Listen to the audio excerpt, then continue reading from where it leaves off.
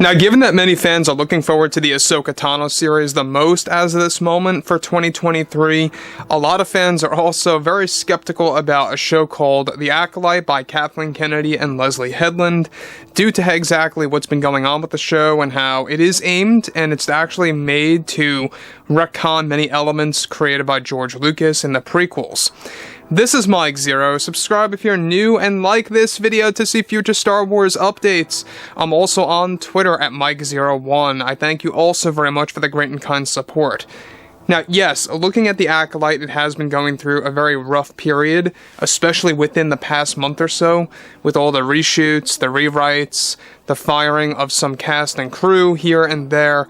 There's been a lot of changes happening, especially to one big element that we're going to go over in this video. But one thing about The Acolyte is that in this specific series, alright, it's going to essentially break the rules of the Star Wars franchise. In fact, Kathleen Kennedy even talked about this just last week, stating how this is all really about breaking the rules and breaking expectations and getting rid of the aesthetics of Star Wars and really creating something new from the ground up.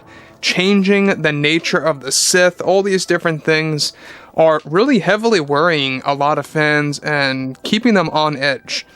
Now, moving forward, I will admit, the show sounds great on paper. It's about emerging dark side powers, it's a mystery thriller, what's not to like, right? But when you dive deeper into what's been really going on between Leslye, Kathleen Kennedy, and even some of the other writers involved in the show, there's a lot more to what's going on. Now, with that being said, what's very concerning about all of this is exactly what recently happened within the past week for the Acolyte series that is throwing it into even more trouble, and how it does involve the Disney higher-ups again.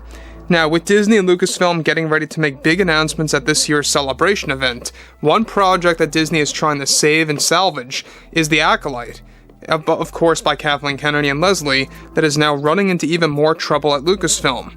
The latest has to do with Carrie-Anne Moss's character and how her entire story recently got changed behind the scenes, resulting in both Leslye and Kathy having to initiate more reshoots for the actual Acolyte show.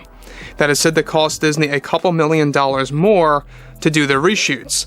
Bob Iger is said to be refusing to allow that amount of revenue to be passed into the budget of the Acolyte, and that this is now resulting in many of Carrie-Anne Moss's scenes to be shot on a very low budget scale, some of which had already been reshot and through, of course, Kathleen Kennedy, and some of the test footage shown to the board, they have been very unhappy with the scenes created for Carrie. Now, let me just pause here. For those of you that don't know, Carrie-Anne Moss, she played Trinity in the Matrix films. She is a part of this actual series, and a big chunk of her story got switched around, got completely changed, including the actual name of her character, and even the code name of her character. Now, there's a lot of things happening at the same exact time for The Acolyte. Now, we already know the full cast of the show, and there was an initial cast before that concrete one that we talked about 6 months or so ago. Now, the Acolyte series, given that they are trying to make it a very dark show, they're trying to make it the darkest Star Wars series yet, but at the same exact time, Kathleen Kennedy wants to make sure that this series has nothing to do with George Lucas's philosophy and the overall nature of Star Wars to be pretty much, completely flipped upside down. That's basically Kathleen Kennedy's goal with The Acolyte. And the fact that these reshoots for Carrie-Anne Moss's scenes is going to cost Disney roughly a couple $1 million more. That's a lot of money, guys. I mean, even if it's just for one episode, that's a lot. Think about it this way. The Mandalorian Season 2's budget, I believe, was $15 million per episode. Alright? So it's kind of like, imagine this. Given that Carrie-Anne Moss's character is a main one, or one of the main ones, she's going to appear in almost every episode. And the fact that they have to reshoot most of her scenes, if not maybe close to all, and they have been slowly doing that, it's going to cost them a lot of money, total. It's going to cost a couple $1 million through each episode, but Bob Iger is refusing that. And some of which have already been done. It's resulted in very poor, low budget scale, like I said before, scenes for Carrie-Anne Moss's character that really turned off a lot of the Disney board. Moving on, though. Further, it's of course described that also now the Acolyte is beginning to fall into other forms of trouble as well, since Kathleen Kennedy is now getting rid of John Williams' music. Initially, George Lucas, believe it or not, and Kathleen made a deal together that some of the music made for the prequels would be used for the Acolyte, given that this show is very close to Episode 1, The Phantom Menace. Not close as in just a couple of years, obviously. It takes place roughly 80 years before, Episode 1, but in the grand plan of things, it's not all that far apart as, per se, like the Old Republic, that's thousands of years, back in time. Moving, of course, forward, that has now been broken and called off by Kennedy, not a big surprise, resulting in more members of the board to have little to no enthusiasm over the success of this show. The board is also dialing back on their marketing plan for the Acolyte, and only intend to release one major trailer sometime at the end of this year, around the holiday season, followed by little to no TV spots for its own promotion. This is so Disney can save revenue from their losses. Now, alright, so you can see what Disney's trying to do.